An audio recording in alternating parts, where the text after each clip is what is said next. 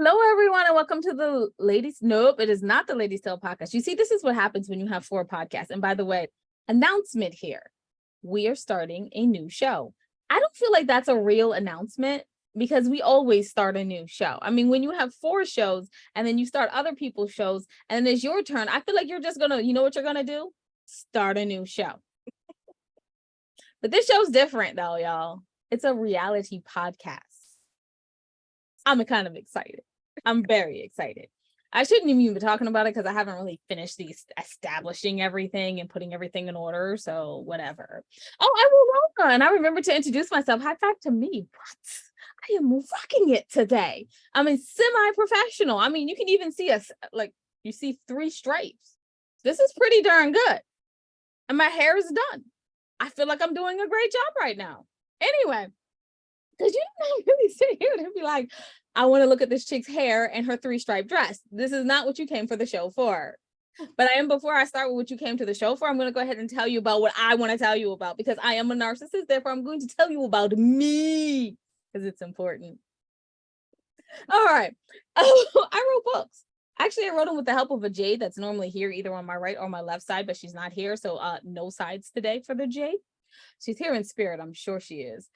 But anyway, they are. And I thought divorce was bad. And I thought being grown up was easy. And if only I were me, a memoir in verse, Foreign Coffee, Widow's Web, and Widow's Debt. That is 6. 6 books. And everyone knows we have 17 books. So you know what time it is.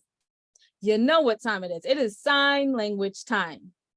So we have 6 audiobooks, which was stupid of me to start with sign language time and then do listening. But you can get with those 6 audiobooks wherever audiobooks are sold. And since I have 17 books, that means there are 6 books. And then you add 11 more books. And that gives you the grand total of 17 books, y'all. And you can see those books at www.andithoughtLadies.com. You recognize that sign language stop because it would have to be www. And then I have to spell it out. No, no one's doing all that finger spelling. But I'm going to say it again. So you go to the website like a car salesman. So it's www.andithoughtLadies.com. Yeah, you want to buy a book or a Subaru or a car of some sort right now because I did it like a car salesman. But you're not here to hear about me. You're here to hear about our wonderful guest. Wonderful guest, would you like to introduce yourself? Awesome. Thank you so much. I'm so thrilled to be here and really excited. So my name is Rhonda Y Williams. I am the CEO and Chief Vision Officer of Above the Grind Leadership, where we do all things leadership, executive coaching, workshops, speaking, everything leadership. And I am based just outside of Dallas, Texas. I have 3 sons, 3 wonderful adult, full-grown sons, the best time of life ever. And I'm also an author and many, many other things. So that's just a little bit about me. Okay, a CEO of Above the Grind, Above the Ground. That means otherwise you'd be working with the undead. That's a whole new I would have so many questions if you worked with the undead. Above the Grind. Oh, I forgot the rest now. I made a joke like myself. How do we get out of the grind? You know what? You get out of the grind by getting into your mind. Okay, I feel like that was definitely practice, but I'm gonna have to ask how that happens. So what are we getting into our minds for? Because if I get into my mind and I go way back, I get into the dark places and then I just don't want to come out anyway. Scared myself in there. So I'm assuming that is not how we get above the grind. It is not how we get above the grind. So the reason I say get into your mind is because my foundation is emotional intelligence, which starts with the foundation of self-awareness. And how do you learn about yourself?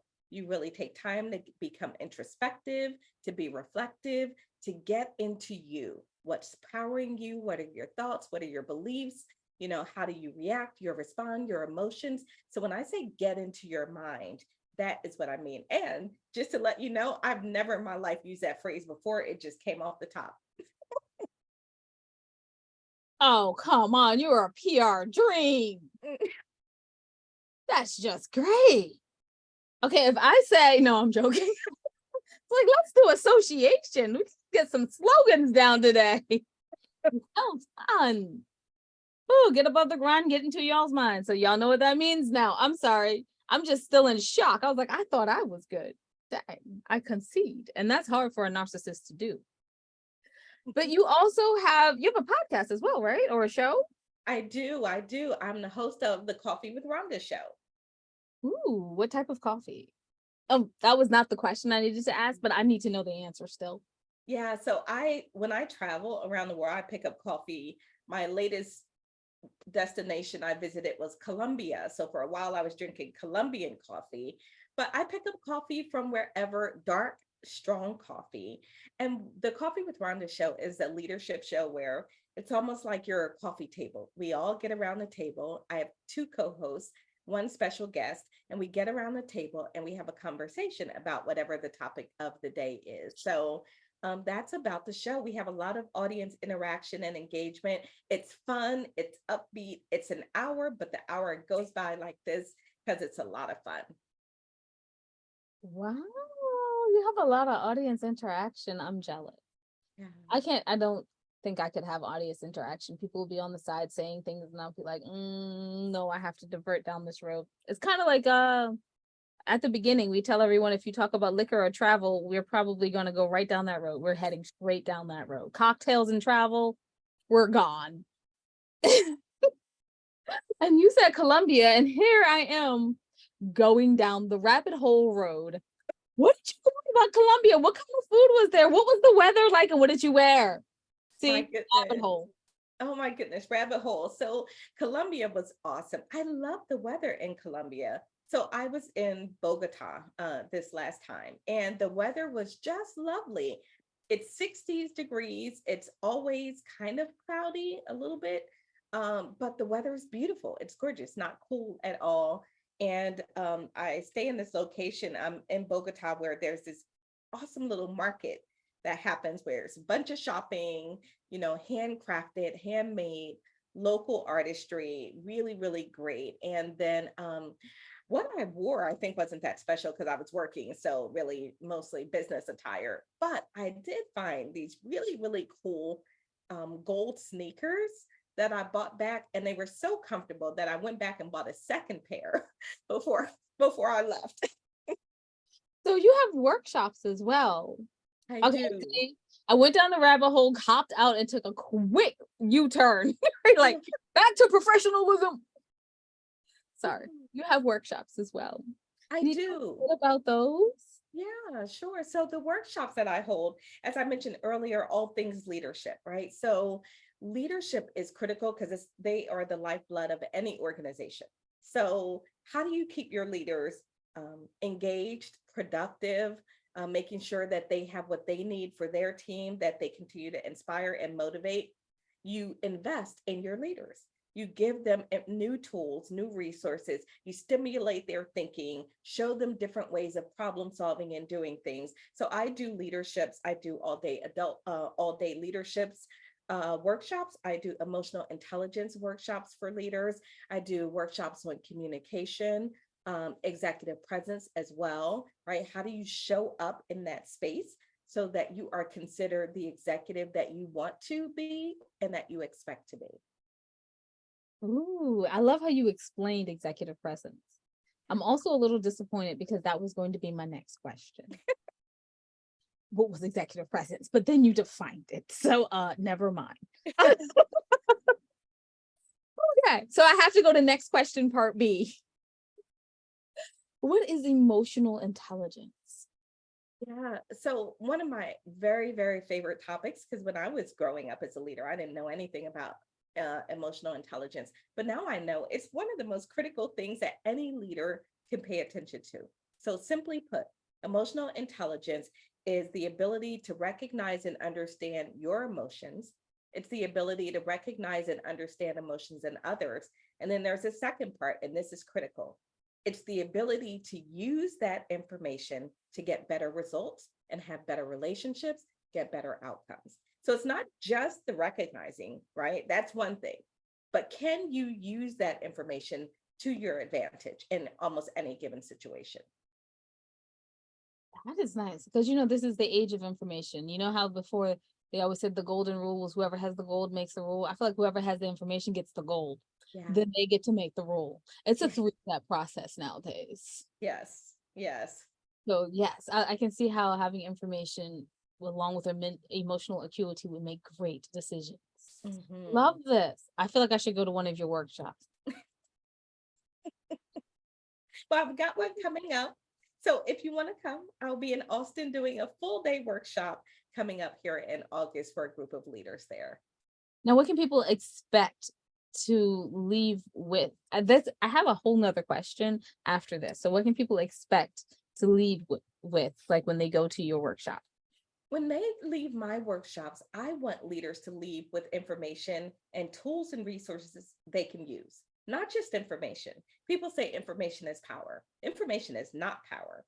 Information is potential power. It's not power until you use it, right? And so I put information in a way that leaders can walk out and say, great. So what do I do with this tomorrow when I have an angry employee in front of me or something is really upsetting in the workplace? What do I do then?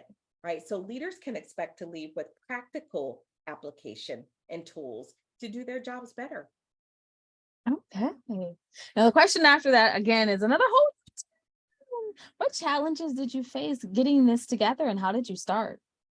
Yeah, I started by trying to figure out my own emotional intelligence when I had this major catastrophe in my life. I lost my job. I ended up getting divorced after being married 25 years. All of that sort of happened in a short period of time and sort of flipped my world upside down. And I had to pivot. I had to reinvent myself. I had to figure out who I was and how I was going to move forward without being depressed or angry or frustrated. How was I going to get past those hurdles, still showing up as the person that I could be proud of? And that's when I really began to learn about emotional intelligence. All right. Wow. Okay. I feel like this is something to really, I really want to, I'm trying to say it nicely, but I'm not, I can't say it diplomatically, y'all. This is the best because you got divorced, learned emotional intelligence, made a business out of it, and then you could turn to that person and be like, your meanness made me money. Yeah. Okay. See, wasn't it better when I put absolutely no diplomatic spin on it whatsoever? You know, when I started this, I wrote my first book and I didn't even know at the time quite what I was doing. But I wrote my first book after my divorce, and people were saying, how are you not angry? How are you okay? Like I would be this and that. And it dawned on me that I'm doing something that people don't know how to do. So then I had to figure out what I was doing. And I'm like, okay, what is this I'm doing? Because I'm not quite sure what it is. And that started me down this whole rabbit hole. Oh, a rabbit hole that actually ended up well Yes, and went into professionalism, not a U-turn back to professional. yes. Could you tell us a bit about the books that you have written and where can we pick those up? Yeah, absolutely. My books are available on Amazon. Some of them are available on our website that you can visit at A as in Apple, T as in Tom, G as in George, leadership.com. So it's atgleadership.com. But the books are also available on Amazon. My first book was After the Divorce. So my first book is called Are You Out of Your Blank Mind? And it is the woman's guide to successfully surviving infidelity, right? And that's when I said, people were like, how are you not? And I was trying to figure out, oh, I got to figure out what I'm doing so I can help other people do it too. So my second book is The Dream Life Roadmap, and it is 10 essential factors for creating your dream life. This is where I began to really try to help people apply information so that it made a difference in their life. My third book is called The UCR Advantage, and it is a simple way to boost your emotional intelligence fast, right? And then I also wrote a chapter in another book, another co-author book, and now I have a book coming out this summer that will be called 18 Habits of Emotionally Intelligent Leaders.